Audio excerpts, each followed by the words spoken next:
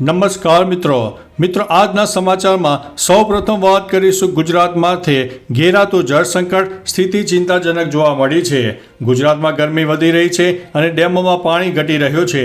રાજ્યના 92 ડેમોમાં માત્ર 30% પાણી ઉપલબ્ધ છે, જ્યારે 28 ડેમ ખાલી થવાના આરે છે। ઉત્તર અને મધ્ય ગુજરાતમાં સ્થિતિ ગંભીર છે। શહેરોમાં પાણીની અછત છે અને ગામડાઓમાં ટેન્કરથી પાણી પહોંચાડવું પડે તેવી સ્થિતિ છે। જો હાલત નહીં સુધરે તો સિંચાઈના પાણી પર કાપ મૂકવો પડશે। પાણીની વિકટ સ્થિતિ ધ્યાને આવતા જ સરકાર છેલ્લી ઘડીએ દોડતી થઈ છે।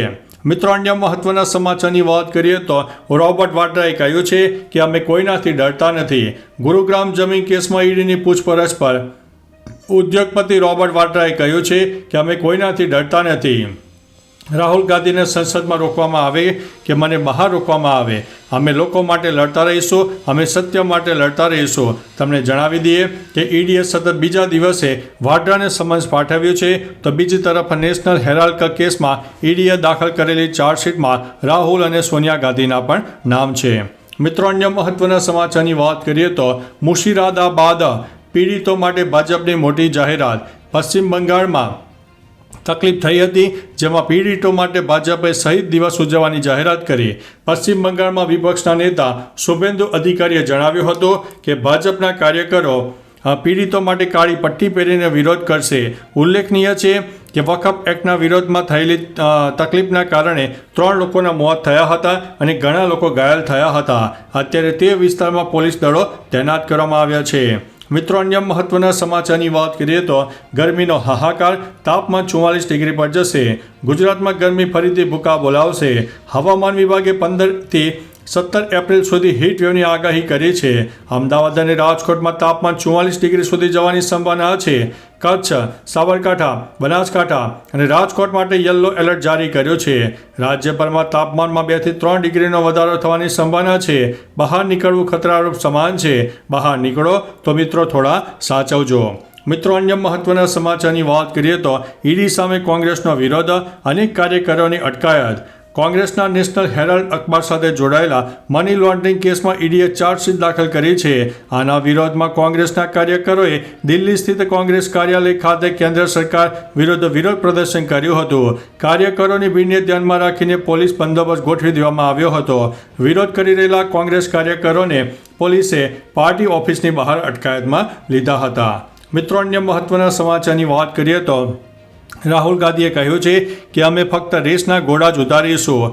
રાહુલ ગાંધીએ મોડાસામાં સંગઠન સર્જન કાર્યક્રમમાં કોંગ્રેસ કાર્યકરોને સંબોધન કરતા કહ્યું છે કે ચૂંટણી કોણ લડશે તે સંગઠન નક્કી કરશે।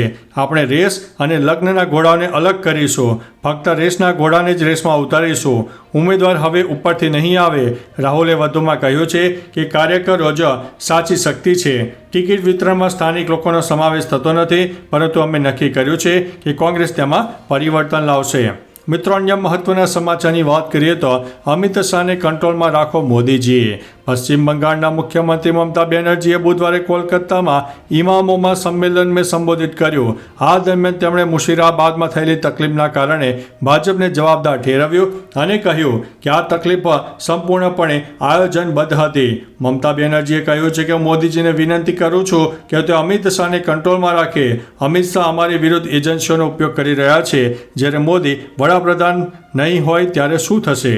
મિત્રો, અન્ય મહત્વના સમાચારની વાત કરીએ તો હવે ટ્રમ્પે ચીન પર 245% ટેરિફ લાદ્યો છે। અમેરિકા અને ચીન વચ્ચે ટેરિફ વોર યથાવત જોવા મળ્યું છે।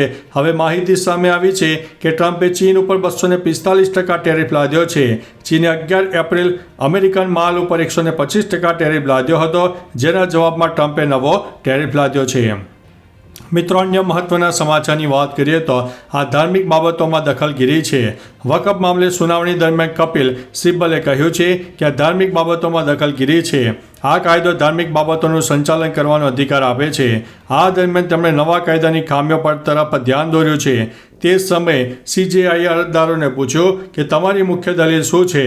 આ અંગે કપિલ સિબ્બલે કહ્યું છે કે આ કાયદો ધાર્મિક સ્વતંત્રતાનું ઉલ્લંઘન છે।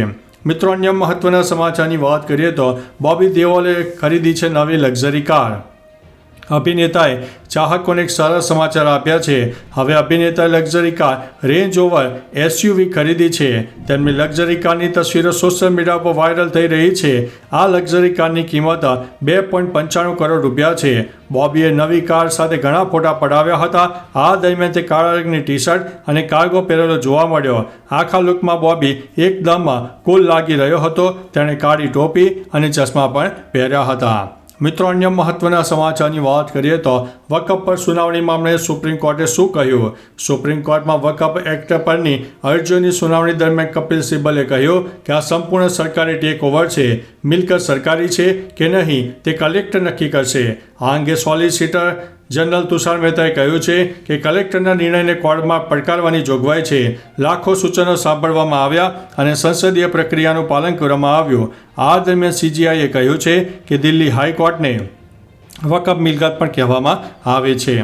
મિત્રો, અન્ય મહત્વના સમાચારની વાત કરીએ તો સિંઘવીએ કાયદા પર રોક લગાવવાની માંગ કરી છે. સુપ્રીમ કોર્ટમાં વકફ એક્ટ પરની અરજીઓની સુનાવણી દરમિયાન સિંઘવીએ રજૂઆત કરી હતી કે કલમ 3(3)D કલેક્ટરને ખૂબ વ્યાપક રીતે વ્યાખ્યાયિત કરે છે. લોકોને અધિકારી પાસે જવાબ માટે મજબૂત કરવામાં આવે છે. સિંઘવીએ કાયદા પર રોક લગાવવાની માંગ કરી છે. સિંઘવીએ કહ્યું છે કે કલમ 32 એટલે કે કલમ 25 અને 26 વાંચવા કરતાં વધુ શું? આ એવો કેસ નથી જે હાઈકોર્ટમાં મોકલવા જોઈએ.